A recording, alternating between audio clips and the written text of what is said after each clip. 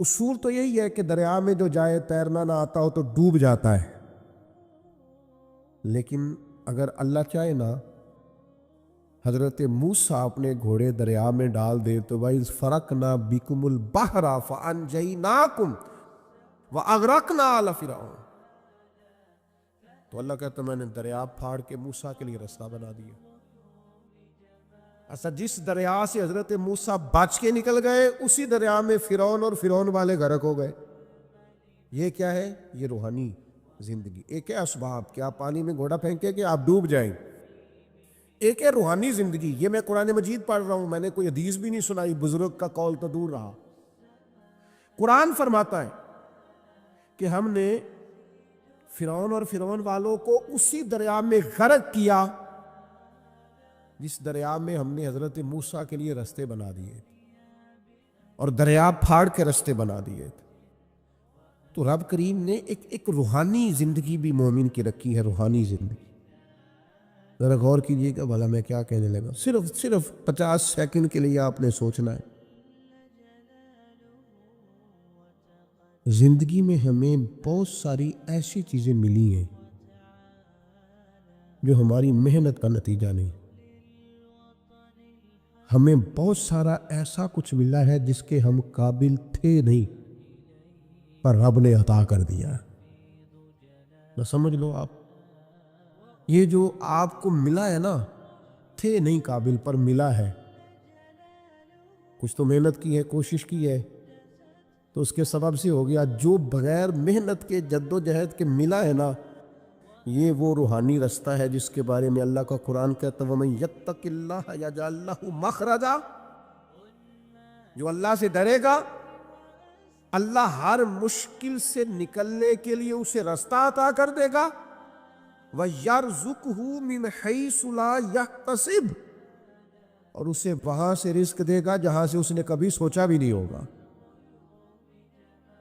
ایک روحانی زندگی ہے انسان کی، وہ میرے ساتھ بھی ہے، آپ کے ساتھ بھی۔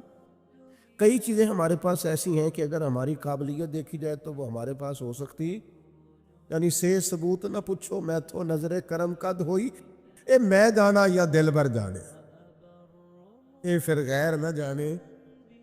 کچھ چیزیں ایسی ہیں جو خالص مختصر سی میری کہانی ہے، جو بھی ہے ان کی مہربانی، وہ ہماری محنت کا نتیجہ۔ یہ روحانی زندگی ہے، روحانی زندگی کو سمجھو، ایک روحانی نظام ہے اللہ کا، اس نے بنایا۔ السلام علیکم ورحمۃ اللہ وبرکاتہ۔ یہ حضرت قاری پیر اجمل رضا قادری صاحب کا بیان ہے، بڑا اہم بیان ہے، آپ حضرات اس کو غور سے سماعت فرمائیں، انشاءاللہ ایمان میں تازگی ہوگی۔ ہزاروں لوگ اس بیان کو سن کر اپنی اپنی زندگیاں بدل چکے ہیں، آپ بھی غور اور توجہ سے سنیں، انشاءاللہ آپ کو بھی صحابہ فائدہ فرماتے ہوگا۔ جنگ بدر کا موقع تھا، اللہ کے فرشتے آئے ہوئے تھے، قرآن کہتا ہے فرشتے آئے ہوئے تھے، تو حال یہ تھا کہ صحابہ فرماتے ہم کسی کی گردن کافر کی کاٹنے لگتے تھے، اس کی گردن ہم سے پہلے کٹ کے گر جاتی تھی۔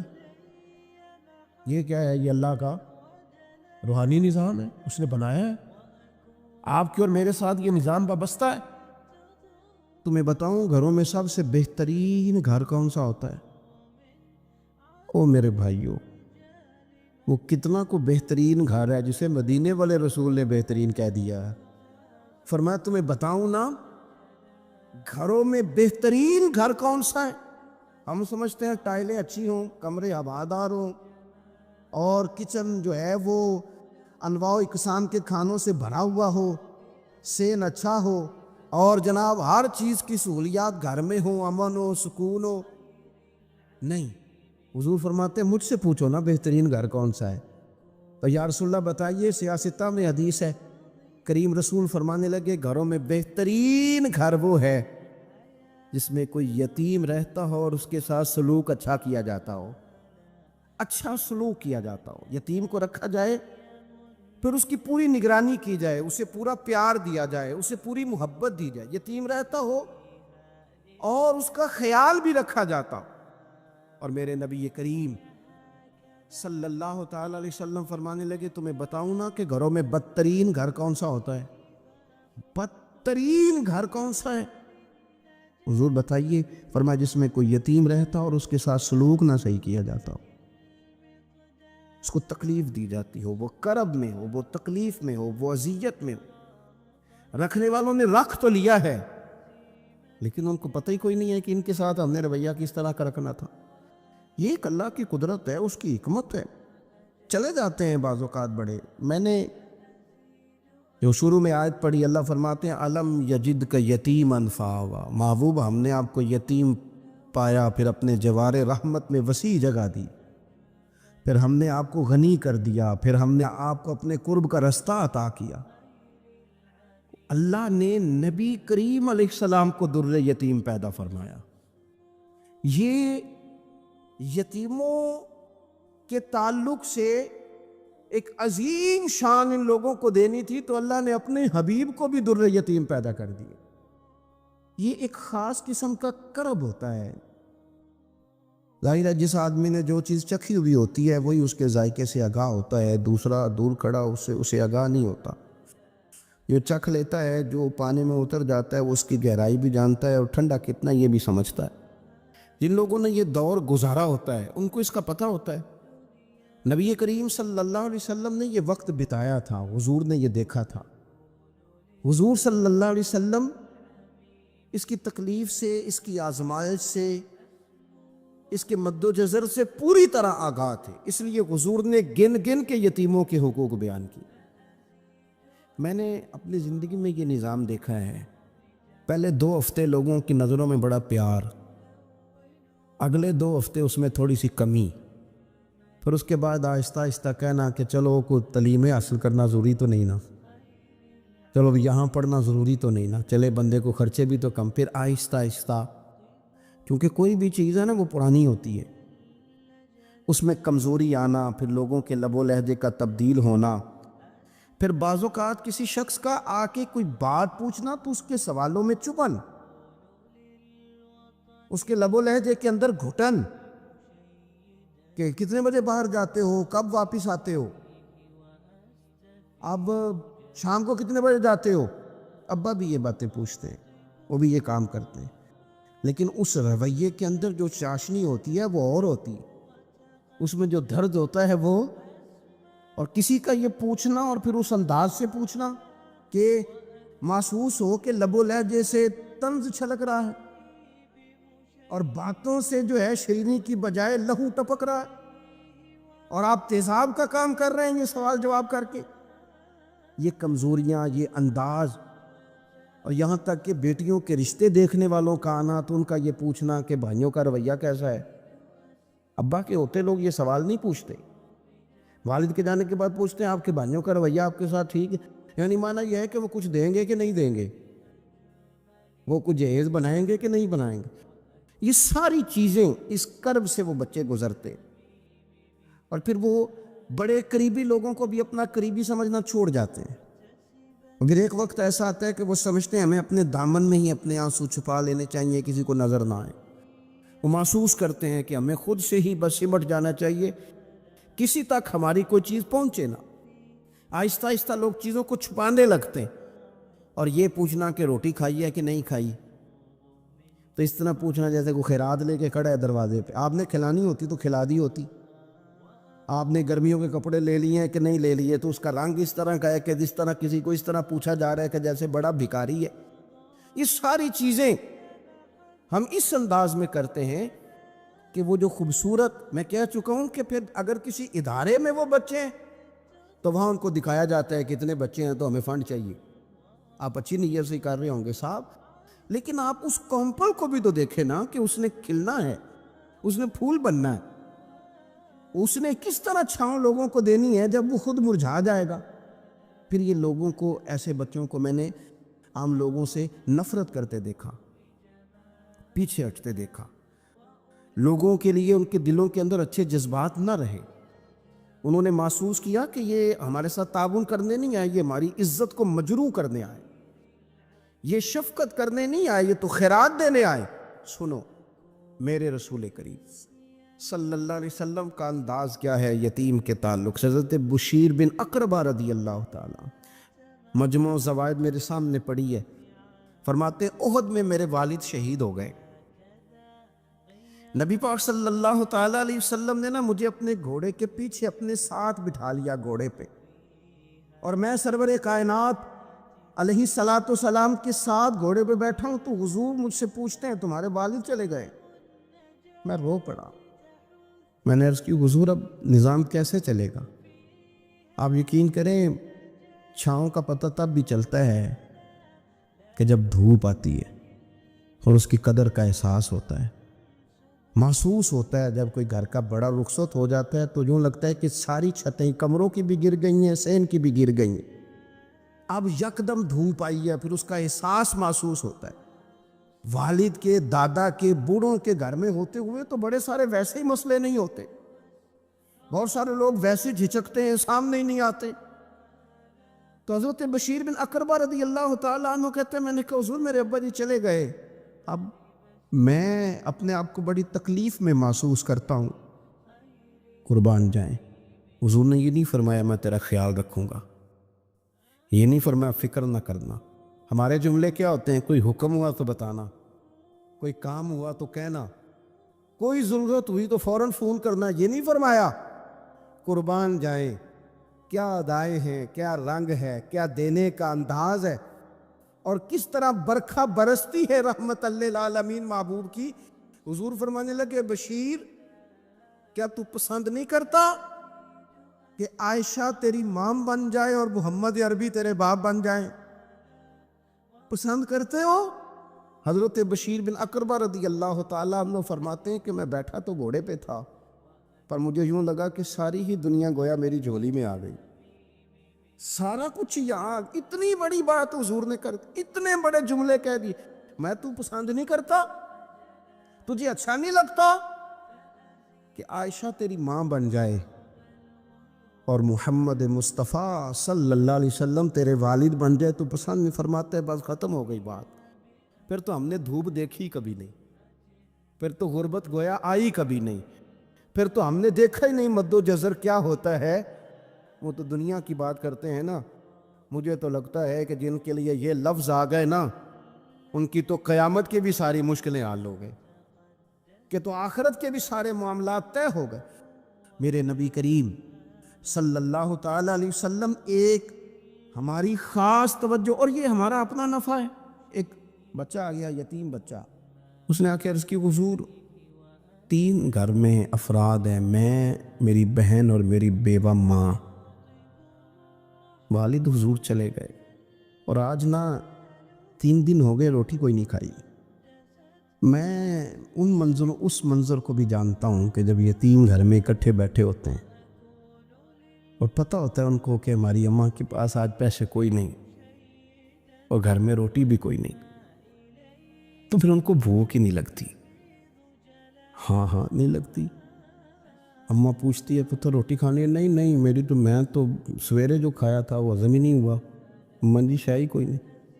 یہ پردے اس طرح کر کے بچائے جاتے ہیں، ایک دوسرے کو تسلیاں دینا، ایک دوسرے سے پیار کا بڑھ جانا، ایک دوسرے کے لیے جذبات اور طرح کے بن جانا، حکمت الہی کے تقاضے ہوتے۔ یا رسول اللہ صلی اللہ تعالیٰ علیہ وسلم بیوہ ماں ہے، یتیم بہن ہے، 3 دن سے کھایا کچھ نہیں، قربان جائیں۔ وہ گھر جہاں سے کائنات کھاتی ہے ساری، حضور نے فرمایا بلال جا کے ساری ازواج مطہرات سے پوچھ گھر میں کیا ہے۔ حضرت بلال کہتے ہیں میں سارے گھر ہی پوچھ آیا، ٹٹول آیا، ٹوٹل 21 کھجوریں نکلی۔ یہ 2 جہاں کے شاہ ہیں اور پاس کچھ رکھتے نہیں، 2 جہاں کی نعمتیں ہیں، ان کے خالی ہاتھ میں حضور کے سارے گھر کو میں ڈھونڈ 21 کھجوریں نکلی تو لا کے میں نے پیش کر دی، تو حضور نے ڈائریکٹ اس کو نہیں دی، نبی پاک نے اپنے ہاتھ پہ رکھ لی،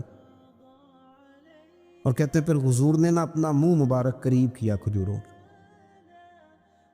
صحابہ خود فرماتے ہیں کہ یہ جو حضور نے منہ مبارک قریب کیا نا تو نبی پاک برکت کی دعا کر رہے تھے، 21 کھجوروں پہ برکت کی دعا ہوئی۔ حضور نے اس بچے کو بلایا، تھپکی دی، فرمایا لے جا 7 تیری، 7 تیری بہن کی۔ انہیں معمولی نہ سمجھنا ہوا تو حضرت بلال کہتے ہیں حضور 3 بھی دے دینا کبھی تو 30 سال ختم ہی نہیں ہوتی، 30 سال گزر جاتے ہیں، نکالتے رہو کھاتے رہو، ختم ہی نہیں ہوتی۔ حضور نے فرمایا 7 تیری، 7 تیری بہن کی، 7 تیری والدہ کی، اور 7 حضور نے اور بھی تلقین فرمائی، فرمایا ایک سویرے کھایا کرنا، ایک شام کو کھایا کرنا، یہ لے جا۔ حضرت سیدنا بلال حبشی کہتے ہیں رضی اللہ تعالیٰ عنہ کہ بچہ لے کے جب باہر نکلا تو حضرت سیدنا معاذ ابن جبل دوڑ کے گئے اور جا کے بچے کے سر پہ شفقت سے ہاتھ پھیرا، کہا فکر نہ کرنا، رب کریم تجھے بہترین سرپرست عطا کرے گا، پتر پریشان نہ ہونا، اللہ تیری مدد کرے گا، صرف حوصلہ دیا، سر پہ دست شفقت پھیرا، بچہ چلا گیا۔ تو حضور نے فرمایا معاذ ادھر آؤ نا ذرا، یا رسول اللہ حکم ہو۔ فرمایا کس چیز نے تمہیں اٹھایا بچے کے سر پہ ہاتھ رکھنے کے لیے؟ اس نے تمہیں کہا، کس چیز نے تمہیں اٹھایا جو تم بچے تک پہنچ گئے؟ عرض کی یا رسول اللہ وہ جو میرے دل میں اللہ نے یتیم کے لیے رحمت رکھی ہے نا، اس نے مجھے اٹھایا تھا، اور میں نے جا کے اس کے سر پہ دست شفقت پھیرا۔ تو حضور فرمانے لگے سن پھر، جو کسی یتیم کے سر پہ خالی ہاتھ بھی پھیر دے، جتنے بال اس کے ہاتھ کے نیچے آئیں گے نا، رب اتنی خطائیں معاف کرے گا، اتنی نیکیاں دے گا، اتنے درجے اس کے بلند کر دے گا۔ خالی دست شفقت ہی پھیر دے، دینا دلانا تو بعد کی بات ہے، اس کا خیال رکھنا تو۔ یہ جو ہمارے مدارس ہیں نا، ان میں اکثر بچے غریب ہوتے ہیں، لیکن کچھ بچے تگڑے گھروں کے بھی ہوتے ہیں، مالدار گھروں کے بھی ہوتے ہیں۔ اس میں اگر کوئی ایسا بچہ آ بھی جاتا ہے نا جو یتیم ہے، کمزور ہے، تو وہ اپنے آپ کو محسوس نہیں کرتا کمزور، کیونکہ وہ یہ نہیں سمجھتا کہ میں یتیم خانے میں آیا ہوں۔ اس کے ذہن میں مائنڈ سیٹ یہ ہوتا ہے کہ میں مدرسے میں آیا ہوں اور میں پڑھنے کے لیے آیا ہوں، اور کیونکہ وہ کچھ وزادار بچے، مالدار بچوں کے ساتھ وقت گزارتا ہے، اسی دسترخوان پہ بیٹھ کے کھاتا ہے، اسی کلاس میں سب کے ساتھ بیٹھ کے پڑھتا ہے، تو اس کی عزت نفس مجروح ہونے کی بجائے طاقت پکڑتی۔ وہ برابری کی سطح پہ جب آتا ہے تو اسے محسوس ہوتا ہے کہ مجھے عزت دی جا رہی۔ اس لیے مدارس اسلامیہ میری نظر سب سے مضبوط جگہ ہیں جہاں مساکین کی، یتیموں کی، غریبوں کی صحیح معنوں میں کفالت بھی ہوتی ہے، تعلیم بھی ہوتی ہے، عزت بھی ہوتی ہے، تربیت بھی ہوتی ہے۔ میرے رسول کریم علیہ السلام بڑے انہماک کے ساتھ، بڑے توجہ کے ساتھ۔ اچھا ایک کام اور ہوتا ہے ہمارے ہاں، وہ کیا ہے؟ اگر کوئی یتیم مال چھوڑ گیا نا اس کا باپ، تو پھر تو بارے نہیں آ رہے ہیں اس کے، پھر تو اللہ خیر کرے کہ بہت سارے مل جائیں گے کفالت کرنے والے، بہت سارے ملیں گے دھیان رکھنے والے، بڑے سارے ملیں گے توجہ دینے والے۔ قرآن مجید نے فرما دیا ہے کہ جو یتیم کا مال کھاتا ہے وہ سمجھ لے کہ میں مال نہیں کھا رہا، میں آگ کھا رہا ہوں، آگ کھا رہا ہوں، آگ۔ سورہ نساء دیکھیے۔ ہمارے ہاں اگر تو وہ مال چھوڑ گیا ہے تو پھر تو بہت سارے رشتہ دار مستقل اس کے محلے میں مکان لینے کو تیار ہو جاتے ہیں، الا ماشاءاللہ۔ پھر تو بڑے سارے ایسے بھی رشتہ دار بن جاتے ہیں جن کو والد کی موجودگی میں کبھی زیارت کا موقع بھی نہیں ملا تھا۔ یہ مال جو یتیم کا ہے اس کی تو زیادہ حفاظت کرنی تھی۔ ہم کئی دفعہ مسئلہ بتاتے ہیں، لوگ فتویٰ بازی شروع کر دیتے۔ مجھے بلایا گیا کہ ایک صاحب کا انتقال ہو گیا تو ان کا ختم شریف ہے، تو بچے ان کے نابالغ ہیں، تو میں نے کہا کہ آپ اس طرح کریں، ان کے مال میں سے زیادہ پیسے نہ صرف کریں۔ نہیں جی نہیں، بڑے پیسے کمائے ہیں جی، اس نے ساری زندگی باہر نکالی ہے تو لاکھوں کروڑوں کمائے ہیں، تو چھوٹا گوشت پکائیں گے، بکرے کا گوشت پکائیں گے اور ہم ان کا ختم شریف دلائیں گے۔ تو میں نے کہا صاحب آپ رشتہ دار ہیں، ان کے بچوں کے مال کی حفاظت کریں۔ ختم شریف تو اس میں گوشت زیادہ ہونا ضروری نہیں، اس میں تو درد سے دعا کرنا ضروری ہے، اس میں تو تلاوت قرآن پاک کے صالح ثواب میں ضروری ہے، ذکر اذکار ضروری ہے۔ اب شعیب علیہ السلام کی قوم ناب تول میں کمی کرتی تھی، تو اللہ تبارک و تعالیٰ نے ان پر بتا عذاب کس طرح کا بھیجا، شدید گرمی ہوئی۔ اللہ ہمیں محفوظ فرمائے، سارے آمین کہہ دیا۔ دیکھیں کتنا اچھا موسم کر دیا رب کریم، اللہ ہمیں محفوظ فرمائے، اللہ رحمت فرمائے۔ شدید گرمی کی لہر آئی، باہر اتنی گرمی ہوئی کہ لوگ اپنے گھروں میں گھس گئے، جس طرح سورج کی شعاعیں گھروں کے اندر داخل ہو جاتی ہے، اس طرح گرمی کی لہر اندر داخل ہوئی، اور جس طرح کسی کو آگ لگ جائے تو وہ آدمی اچھلتا کودتا ہے نا، اس طرح یہ لوگ اچھلنے لگے اور اچھل کود کے مر گئے۔ جرم کیا تھا؟ ناپ تول میں کمی کرتے. حضرت داؤد کی قوم بھی تباہ ہوئی. جرم کیا تھا؟ ہفتے والے دن مچھلیاں نہیں پکڑنی تو یہ پکڑتے تھے. حکم ہے نا مسلمان کو نماز کے ٹائم کوئی اور کام نہیں کرنا، نماز پڑھنی ہے. میرا خیال ہے مسلمان تو فٹافٹ آ جاتے ہیں، سارے ہی پہنچ جاتے ہیں نا مسجدوں میں. ہلکا ہلکا بول رہے ہیں آپ، کیوں نہیں پہنچتے؟ اگر حضرت سیدنا، اور پتہ انہیں سزا کیا ملی؟ اللہ نے فرمایا اس ٹائم عبادت کرنی ہے، کام نہیں کرنا، وقت نہیں ہے کام کا. انہوں نے مچھلیاں پکڑی، 12,000 لوگ تھے. پتہ ہے مالک نے سزا کیا دی؟ بندر بنا دیا اللہ کریم. قرآن مجید کا پہلا سپارہ پڑھے، فَجَعَلْنَاهَا نَكَالًا لِمَا بَيْنَ يَدَيْهَا وَمَا خَلْفَهَا. اللہ فرماتے ہیں پچھلوں کے لیے بھی عبرت بنا دیا، بعد والوں کے لیے بھی عبرت، نشان عبرت بنا دی.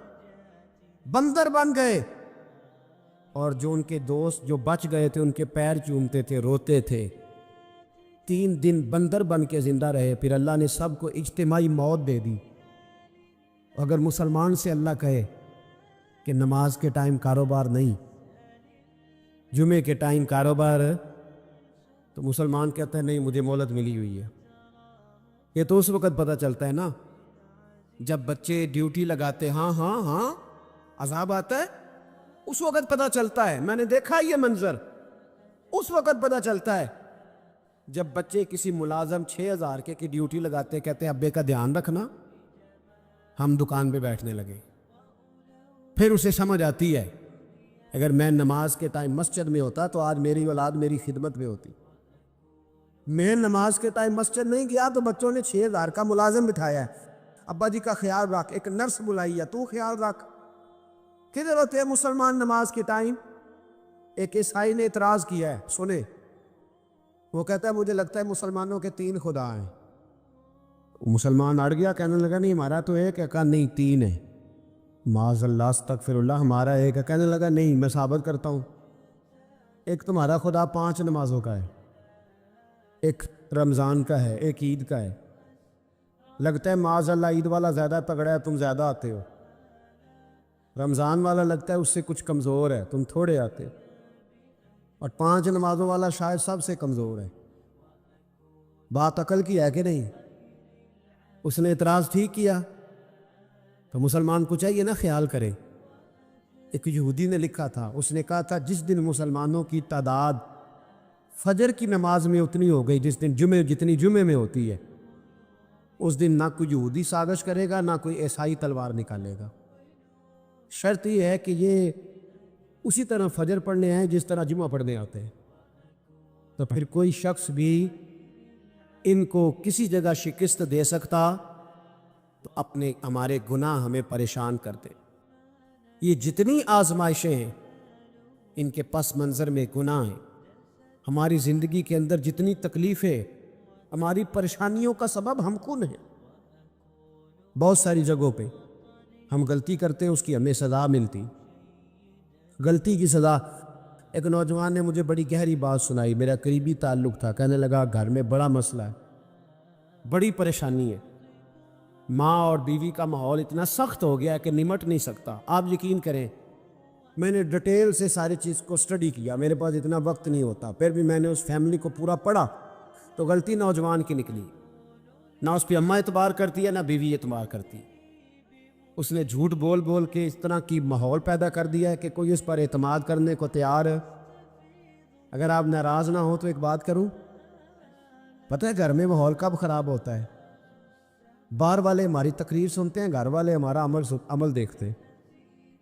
جب وہ دیکھتے ہیں نا کہ یہ کس طرح کا شخص ہے، اس کے رویے، اس کا کردار، اس کا لب و لہجہ کتنا برا ہے اور یہ کردار کا کتنا کمزور ہے. اعلیٰ حضرت فرمایا کرتے تھے نیک وہ ہوتا ہے جس کی تنہائی صاف ستھری ہوتی. اس لیے ماحول بگڑ جاتا ہے. یہ جو ہم کہتے ہیں نا میرے سجن بڑے بنتے ہیں پھر ٹوٹ جاتے ہیں، کچھ لوگ ایسے ہوتے ہیں جو ان کے پاس جاتا ہے انہی کا ہو جاتا ہے. وہ کہیں اور کے قابل کیوں بھلا؟ اس لیے کہ ان کے کردار میں ٹھنڈک دیکھتا ہے، ان کے لب و لہجے میں مٹھاس دیکھتا ہے، اس شخص میں اتنی خوبصورتی دیکھتا ہے کہ اسی کا بن جاتا ہے. حضرت ابراہیم بن ادم کے پاس ایک نوجوان آیا، کہنے لگا میں گناہ کرنا چاہتا ہوں. فرمانے لگا بالکل کر. اللہ کا دیا ہوا رزق کھانا چھوڑ دے اور گناہ کر. کہنے لگا یہ نہیں ہو سکتا. فرمانے لگے چل پھر اس طرح کر, رب کی زمین پہ نہ رہ, کسی اور کی زمین پہ چلا جا. کہنے لگا یہ بھی نہیں ہو سکتا. فرمانے لگے چل اللہ کی چھت سے نکل جا. کہنے لگا یہ بھی نہیں ہو سکتا. تو آپ رو پڑے. فرمانے لگے پھر جناب اسرائیل جب آئیں تو ان سے کہنا مجھے 2-3 سال کی مہلت دے دے, پچھلی میری گناہوں میں گزر گئی, میں ذرا 3 سال عبادت کر لوں. تو وہ شخص بھی رونے لگا. کہنے لگا حضور وہ مہلت نہیں دیتے, وہ جب لینے آتے ہیں تو پھر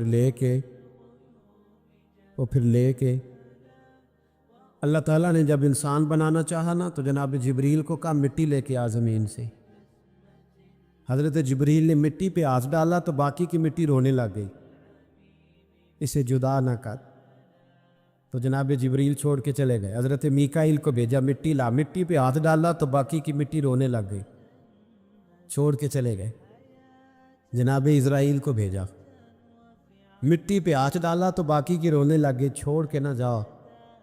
تو حضرت اسرائیل فرمانے لگے تیرا رونا دیکھو کہ رب کا حکم دیکھو. وہ لے گئے.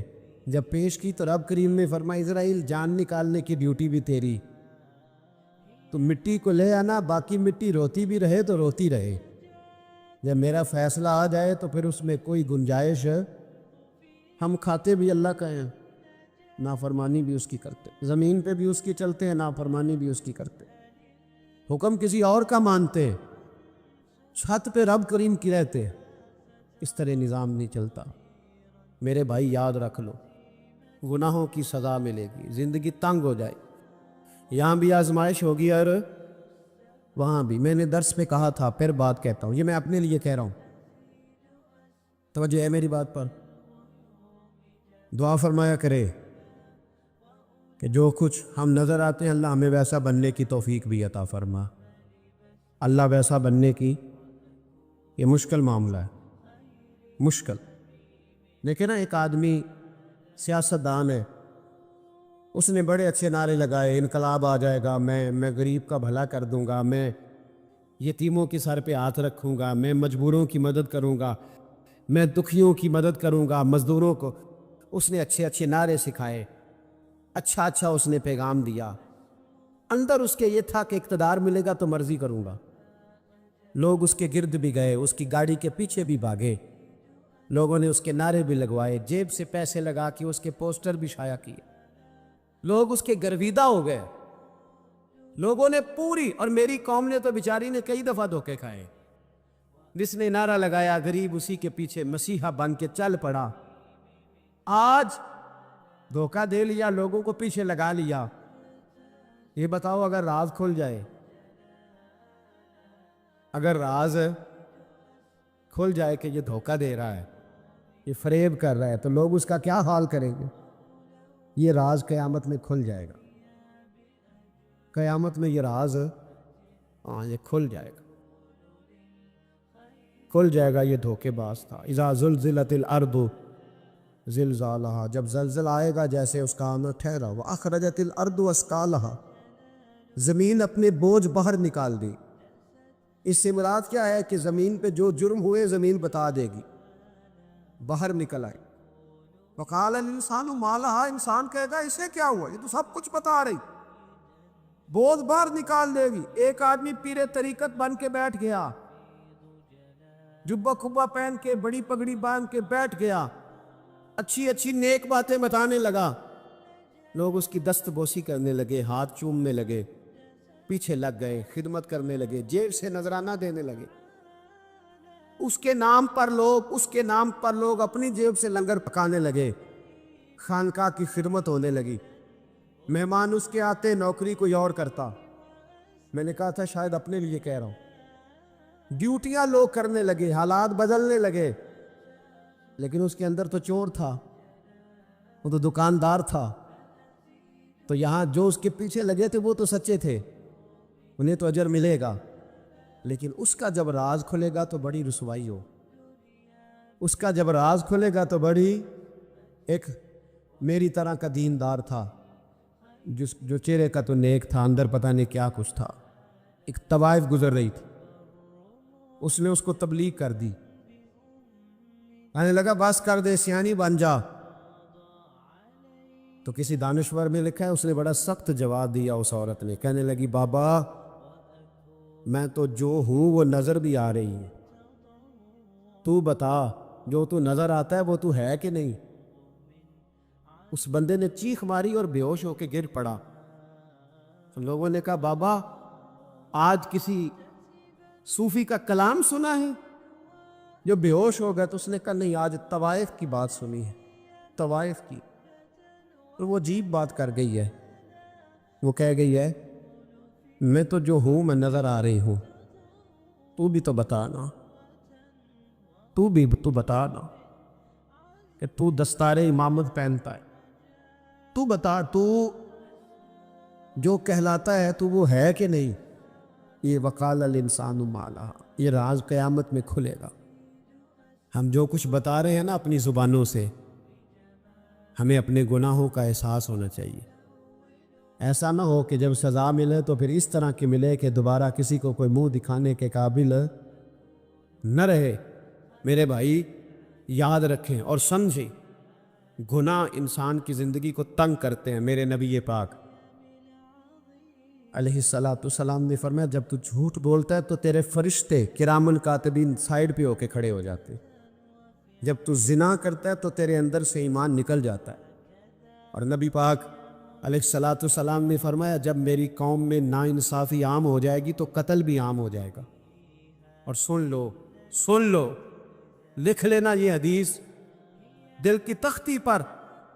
نبی پاک علیہ السلام نے فرمایا جب میری قوم میں بے حیائی اور بدکاری عام ہو جائے گی تو 2 سزائیں اللہ دے گا۔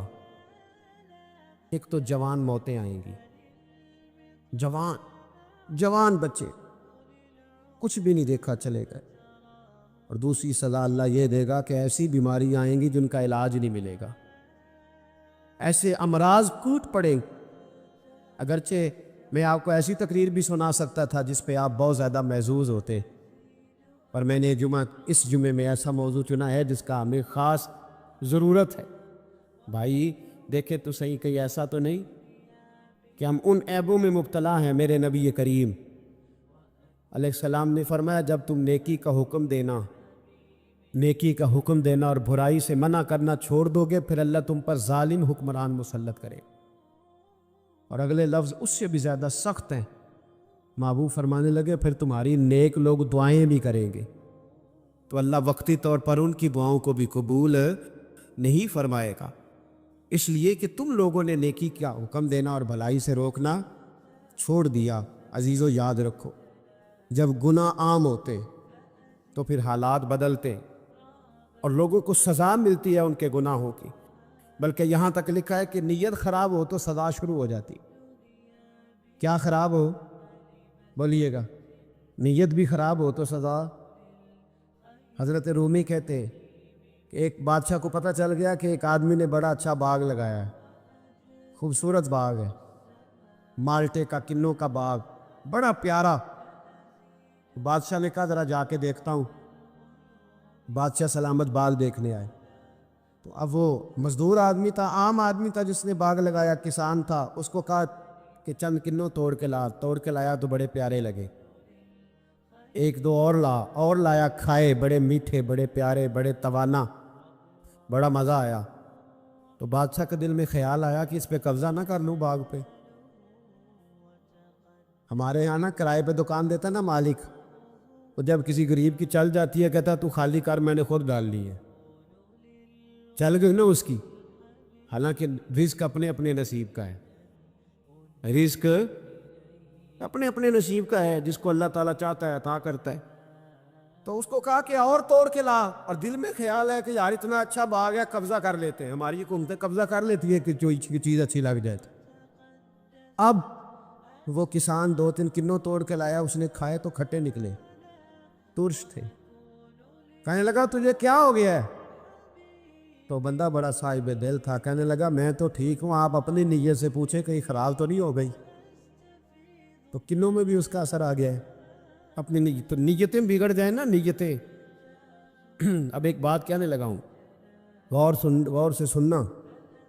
جب تک دو بھائی اکٹھے کاروبار کرتے ہیں نیت ہوتی ہے کہ ہمارا گھر چلے گا، تب تک اللہ برکت دیتا ہے.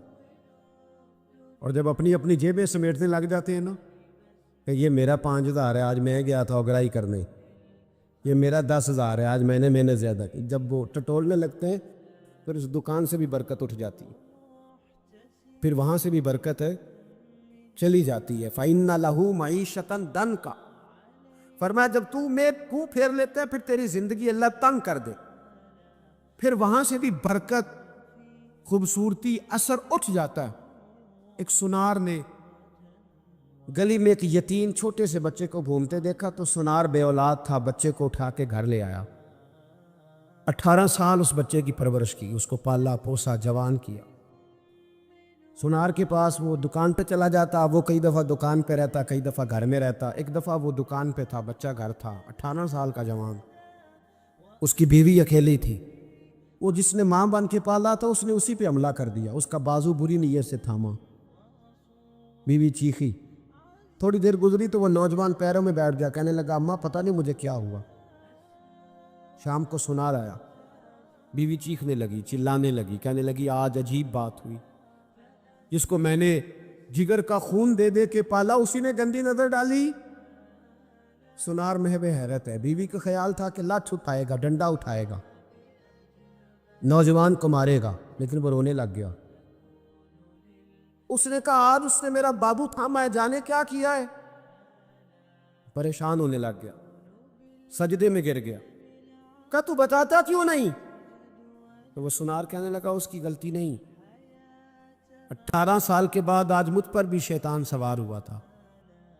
ایک عورت آئی تھی، وہ اپنے بازوؤں میں چوڑیاں پہننا چاہتی تھی تو میں نے بھی گندی نظر سے ہاتھ ڈالا تھا، رب کریم نے مجھے فوراً اس کی سزا دی. بنی اسرائیل کے جو جرم تھے نا، ان میں ایک جرم قرآن مجید نے ان کا یہ بیان کیا ہے کہ بہت سوال کرتے تھے، بہت بحث کرتے تھے. ان کی جن چیزوں کو عبرت بنانے کا اور سبق لینے کا ہمیں کہا گیا ہے ان میں یہ ہے کہ کثرت اور بے معنی سوال. ایک بندہ قتل ہو گیا ہے، حضرت کلیم کی بارگاہ میں وہ آئے ہیں. حضرت کلیم علی نبینا علیہ الصلاۃ والسلام نے ان سے فرمایا ہے ایک گائے ذبح کرو، مرنے والے کو اس کا کچھ حصہ مارو. مرنے والا اٹھ کے بتا دے گا مجھے کس نے قتل کیا. اب انہوں نے پوچھا جی گائے کا رنگ کیسا ہونا چاہیے، عمر کتنی ہونی چاہیے، بوڑھی ہو جوان ہو. اتنے سوال، بے معنی سوال، بے مقصد سوال، بحثیں ہی بحثیں اور الجھاؤ ہی الجھاؤ. اور زندگی کے اندر یعنی زمانہ بیت گیا یہ پوچھتے ہوئے کہ جناب عیسیٰ علیہ السلام کی نانی کا نام کیا ہے، حضرت موسیٰ کی والدہ کا نام کیا ہے. یہاں تک کہ ایک صاحب یہ پوچھنے آ گئے کہ بتایا جا سکتا ہے کہ معراج کی رات جو براق گیا تھا اس کا رنگ کیا ہے. خدا کے بندو، یہ سوالات آپ کی ضروریات کے سوال ہیں، عجیب نوعیت کے سوال ہیں. اور پھر یہ بحثیں جو لوگ چھیڑتے ہیں ان کو لوگ بڑا عظیم آدمی سمجھتے ہیں کہ دیکھو یہ بڑی خاص بات نکال کے لایا ہے. اور میں نے یہ داستان سرائی کے منظر حرم شریف میں دیکھے. یہ ایسی بات کو روایت کر دیا جاتا ہے چند پیسے کمانے کے لیے کہ میں زیارتیں کراتا ہوں. وہ ایسی ایسی زیارت بیان کر دیتے ہیں جس کا تصور ہی نہیں ہے سرے سے. مجھے ایک صاحب زیارت کرانے کے لیے لے گئے تو کہنے لگے وہ جو نبی کریم علیہ السلام نے ایک مقام پہ فرمایا تھا نا کہ یہ بکری کا بچہ جو مرا ہوا ہے تم بتا سکتے ہو کہ اس کے مالکوں کی نظر میں اس کی کیا قیمت ہے. تو صحابہ نے کہا کوئی قیمت ہوتی تو یہاں پھینک دیتے، کوئی قیمت نہیں. کہنے لگے وہ جو حدیث اور وہ جو واقعہ ہوا تھا جہاں سرکار نے یہ بیان کیا تھا وہ یہ جگہ تھی، اس کی زیارت کر لیں. تو میں نے ان سے پوچھا آپ کو کیسے پتہ یہ جگہ تھی؟ میری بات کی سمجھ آ رہی ہے؟ کیسے پتہ ہے آپ کو؟ کتاب میں بخاری میں حدیث موجود ہے لیکن وہاں تو کوئی تعین نہیں ہے کہ وہ خاص. یہ بعض اوقات یہ ہوتا ہے کہ سرکار فلاں محلے سے گزر رہے تھے لیکن بھائی نہیں آپ نے تعین کر دیا اور تبدیلی یہ وقت کے ساتھ جگہ بدل گئیں، حالات بدل گئے. کہیں خالی زمین پر مکانات آپ نے تعین کیوں کر کے کیا؟ کس وجہ سے کیا؟ ایک نئی بات جڑنے کے لیے؟ اسلام دنیا میں صرف بحث کرنے کے لیے آیا ہے؟ آپ روز ایک نئی بحث کریں گے، روز ایک نئی کہانی بنائیں گے، روز ایک آپ عنوان بنائیں گے جس پر مجادلہ ہو، مکالمہ ہو، مناظرہ ہو۔ دین کے اخلاقی پہلو اور جو عمل کے لیے دین دنیا میں آیا تھا اس پر عمل کب کرنا؟ فضول قسم کی ابحاث میں وقت ضائع ہوتا ہے، اور ہم بڑے مزہ لے لے کے، لطف لے لے کے ان چیزوں کو سنتے ہیں، غور کرتے ہیں۔ عزیز بھائی سنو اللہ کے حبیب نے کیا فرمایا۔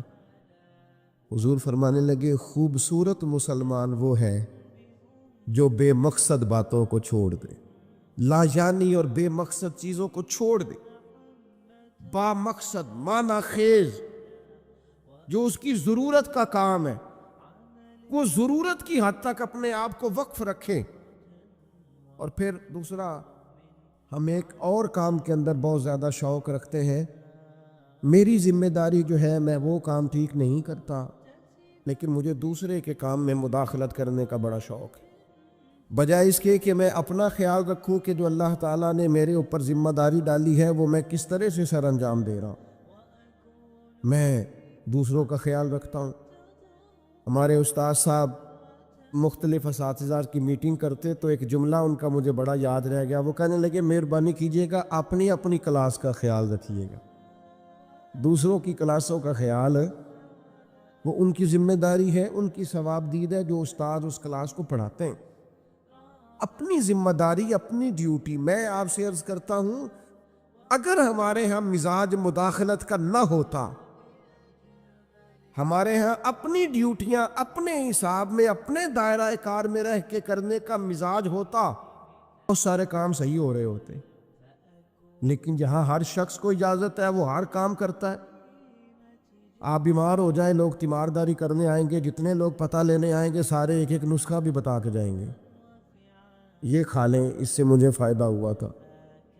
حالانکہ آپ کسی اسپیشلسٹ ڈاکٹر کے پاس جاتے ہیں، آپ کہتے ہیں میں بیمار ہوں، تو وہ پہلے آپ کا بلڈ پریشر دیکھتا ہے، پھر ایک کونے میں وہ لکھتا ہے کہ آپ کو شوگر تو نہیں، پھر آپ کا وزن پوچھتا ہے، عمر پوچھتا ہے۔ اس تقاضے کی روشنی میں ان ساری چیزوں کو دیکھ کر نسخہ تیار کرتا ہے، لیکن وہ جو آپ کے لیے چاروں مغز بنا کے لایا اس نے کچھ بھی نہیں پوچھا کہ بھئی آپ کو شوگر تو نہیں، بلڈ پریشر تو نہیں، یہ والا مرض تو نہیں، لے آیا ہے۔ کیونکہ ہر بندے کو حکیم بننے کا شوق ہے، اسی طرح ہر آدمی کو دینی مسئلہ بیان کرنے کا شوق ہے۔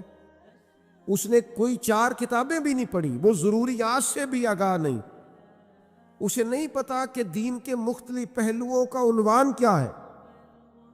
کسی استاد کے پاس وہ نہیں بیٹھا، 4 باتیں کہیں سے سن لی ہیں اور 4 چیزیں کہیں سے اس نے دیکھ لی ہیں تو وہ بہت بڑا جناب دائی بن کے وہ کام کر رہا ہے۔ تو اپنا کام جو ہے اس کو صحیح کر کے اگر کیا جائے، اگر ٹھیک کر کے کیا جائے اپنے دائرہ کار کے اندر، آپ یقین کریں بندے کو مزہ آتا ہے کام کرنے۔ حضرت معاویہ بن خدیج رضی اللہ تعالیٰ عنہ ایک صحابی ہیں، وہ کہتے ہیں سیدنا عمر فاروق رضی اللہ تعالیٰ عنہ نے اپنے زبانہ مبارکہ میں مجھے ایک مہم کے لیے بھیجا تھا، تو وہ ماحول کچھ اس طرح کا بنا ہوا تھا کہ شدید انتظار تھا کہ بنا کیا۔ تو آج کل کا تو دور تھا نہیں کہ فوراً آپ کسی چیز کو لائیو دیکھ لیں یا واٹس ایپ پہ فوراً آپ کو میسج کر دی، دور سے آنا ہے اور آ کر ہی کسی نے پیغام دینا۔ تو ابن خدیج رضی اللہ تعالیٰ عنہ کا بڑا انتظار تھا جناب عمر کو۔ فرماتے میں دوپہر کے وقت خبر لے کے مدینہ طیبہ میں آیا، چلچلاتی دھوپ تھی، گرمی کا موسم تھا اور رواج بھی تھا دوپہر کا کھانا کھا کے لوگ آرام کرتے۔ بعد ظہر میں پہنچا، اکثر دروازوں کے کواڑ میں نے بند دیکھے، تو میں نے کہا کہ عصر کے بعد جناب عمر کو پیغام دوں گا کہ اللہ نے فتح دے دی۔ فرماتے ہیں کہ بعد عصر میری ملاقات ہوئی تو جناب عمر تو نماز کا سلام پھیرتے ہی پوچھنے لگے، او یار اللہ تیرا بھلا کرے، میں تو تھک گیا تیرا انتظار کر کر۔ کیا نتیجہ نکلا؟ اللہ نے کامیابی دی، تو فرماتے ہیں میں نے فوراً کہا حضور اللہ کا شکر ہے، اللہ نے اپنے فضل سے مسلمانوں کو کامیابی دی۔ حضرت عمر کہنے لگے کہ جو رستہ ہے وہی مجھے معلوم ہے، اور جنگ کا دورانیہ بھی معلوم ہے، تو آپ دیر سے کیوں آئے؟ میں بے چین تھا۔ حضرت معاویہ بن خدیج رضی اللہ تعالیٰ عنہ عرض کرنے لگے حضور میں تو آ گیا تھا ظہر کے بعد، لیکن اس خیال سے کہ آپ سو رہے ہوں گے، اس خیال سے کہ آپ آرام فرما ہوں گے، میں نہیں آیا کہ عصر کے بعد مسجد میں ملاقات ہوگی تو میں بتا دوں گا۔ تو یہ جناب عمر کا طرز ہے، یہ وہ لوگ ہیں جن کا وجود اس طرح کا تھا کہ ہر چیز میں ٹھہراؤ تھا۔ حضرت عمر فرمانے لگے سویا کرتا تھا میں، لیکن امیر المومنین بننے سے پہلے تم دوپہر کی بات کرتے ہو، میں تو احساس ذمہ داری کے بوجھ میں اتنا دبا ہوں کہ رات کو بھی جی بھر کے نہیں سو پاتا۔ میں سمجھتا ہوں میری ڈیوٹیاں ہیں، مجھے ڈیوٹیاں کرنی چاہیے، اپنی ذمہ داری کو مجھے صحیح طریقے سے سر انجام دینا چاہیے، مجھے اپنا کام وقت پر کرنا چاہیے۔ تو ہم کیا کرتے ہیں؟ لغویات میں وقت ضائع کرتے ہیں، بے معنی بے مقصد مبہم کاموں میں۔ ہماری ضرورت کے کام پڑے ہوئے ہیں، گھر والے آوازیں دے رہے ہیں، یہ کام کرانے والا ہے، یہ ڈیوٹی کرنے والی ہے۔ ہم جس جگہ جس ادارے کے کسی جگہ ملازم ہیں، ڈیوٹی کرتے ہیں، وہاں چیزیں منہ چڑھا رہی ہیں کہ یہ کام ابھی ہونے والا ہے، یہ ہونے والا ہے، لیکن ہمیں باقی ساری دنیا کا پتہ ہے، باقی سارے معاملات کا ہمیں پتہ ہے۔ ہم نے اپنی ڈیوٹی صحیح کرنی۔ حضرت سعد بن ابی وقاص رضی اللہ تعالیٰ عنہ کو جناب عمر نے بلا کے کہا میرا دل کرتا ہے آپ ایک صوبے کے گورنر بن جائیں۔ حضرت سعد بن ابی وقاص کہنے لگے حضور کوئی میدان والا کام بتائیں، کوئی تلوار والا کام بتائیں، مجھے وہ کام بتائیں کہ میں دشمن کے مقابلے میں ڈٹ جاؤں اور میں کسی غزوے میں نکلوں، جہاد پہ نکلوں اور میں فوج کی سپہ سالاری کروں۔ یہ بیٹھ کر کام کرنا اور حکومت کرنا یہ میرے بس کی بات نہیں، ہم تو گھوڑوں پہ رہنے والے لوگ ہیں۔ شہاب الدین محمد غوری، اللہ نے اس شخص کا وجود پاکستان کو عطا کیا۔ کسی نے ان سے کہا غوری صاحب ملاقات کرنی ہو تو کہاں ملیں گے؟ فرمانے لگے ہم نے کہاں ملنا، ہم تو گھوڑوں کی پشت پہ ہوتے ہیں، اگر کبھی گھوڑے کی پشت پہ ملنا ہوا تو ملاقات کر لینا۔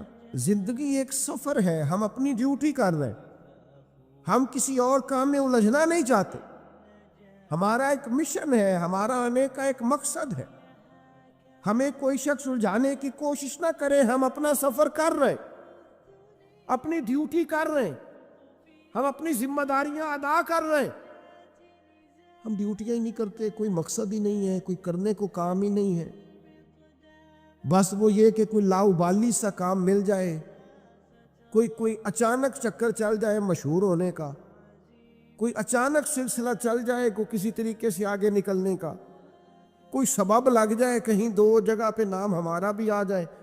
بے معنی کام ہے بھائی، بے مقصد ہے۔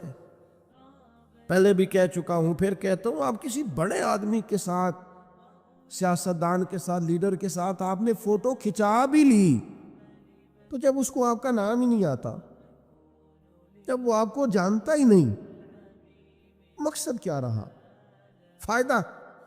اس ماڑے بندے کے ساتھ فوٹو نہ کھچوائیں جس سے جب بھی بات کریں وہ اسی وقت ہمارے لیے موجود ہو، اس کے ساتھ نہ وقت گزاریں جس کے ساتھ ہم سمجھیں کہ ٹائم گزر سکتا ہے۔ کیوں اس طرح کا لاؤبالی پن دکھاتے ہیں جس سے محسوس ہو کہ ہم شاید کسی احساس کے تلے دبے ہوئے؟ با مقصد کام، جدوجہد، خدمت، ڈیوٹی۔ امام محمد مالک رحمۃ اللہ علیہ شدید علیل ہو گئے تھے، سخت علیل تھے۔ خبر پھیل گئی کہ اب ان کی صحت جو ہے وہ زیادہ نڈھال ہو گئی ہے، اب کمزوری بڑی بڑھ گئی ہے، مشکل ہو جائے گا۔ تو چونکہ وہ فقیہ تھے، فقیہ جو ہوتے ہیں وہ مسائل میں کتاب و سنت کو سامنے رکھ اس پہ تفکر کرتے رہتے ہیں، تفکر، ہر وقت غور کرتے ہیں۔ آج کل کے لوگ نہیں ہماری طرح کے جو ویوز چیک کرتے رہتے ہیں کہ بھلا کتنے ہو گئے، اس چکر میں پڑے رہتے ہیں کہ لائکس کتنے ہو گئے اور کمنٹس کتنے آ گئے. مطلب وہ یہ لوگ نہیں تھے. فقاہت، دین کو سمجھنا، تدبر کرنا کہ نیا مسئلہ درپیش ہوا ہے، لوگوں نے مسئلہ پوچھا ہے تو اس کو کیسے حل کرنا ہے، اس پر غور کرنا قرآن و حدیث کو سامنے رکھ کر. اور وہ فرمایا کرتے تھے کہ میں نے جب بھی کوئی آیت پڑھی ہے نا، پہلے بھی پڑھی ہوئی تھی، دوبارہ پڑھی ہے تو ایک نیا معنی ہی اللہ نے مجھے عطا فرمایا، ایک نیا سبق ملا ہے، اس سے ایک نئی چیز میں نے. تو امام مالک کا لوگوں تک یہ بات پہنچی کہ وہ بیمار ہے اور شدید بیمار ہے، علیل ہیں اور بڑے ہی علیل ہیں. ان کے ایک شاگرد تھے پرانے، وہ دور سے تیمارداری کرنے آئے. کہتے ہیں جب مجھے اجازت دی گئی ان کے اہل خانہ کی طرف سے، ان کے کمرے میں پہنچایا گیا تو امام صاحب بے ہوش تھے، تیز بخار تھا. میں نے جا کے سلام لی، 2-4 باتیں کی تو امام صاحب بیدار ہوئے. تیز بخار تھا، ہاتھ اٹھاتے تھے تو ہاتھ کانپتا تھا اور نکاہت تھی. اور گھر والے مجھے ان کے بچے، ان کے پوتے بتا رہے تھے کہ کئی دنوں سے کھانا پینا حضرت نے بہت کم کر دیا. لیکن فرماتے ہیں اسی وقت یہ آنکھیں کھول کے کہنے لگے یار شکر ہے اللہ کہ تم آئے ہو، میں ڈھونڈ رہا تھا کہ کوئی عالم دین مل جائے، ایک فقہی جزیے میں الجھ گیا ہوں. یہ پوچھنا تھا کہ فلاں حد جب بندہ کرتا ہے اس کے بعد صحیح جو ہے وہ سواری پہ کرنی چاہیے یا پیدل کرنی چاہیے. سواری پہ افضل ہے کہ میں اس مسئلے میں الجھا ہوا ہوں، ذرا تھوڑا آنا، یہ دلائل ہیں، یہ دلائل ہیں، یہ فلاں نے لکھا ہے، یہ فلاں نے لکھا ہے، ذرا استنباط کار اس سے مسئلہ کیا ہے.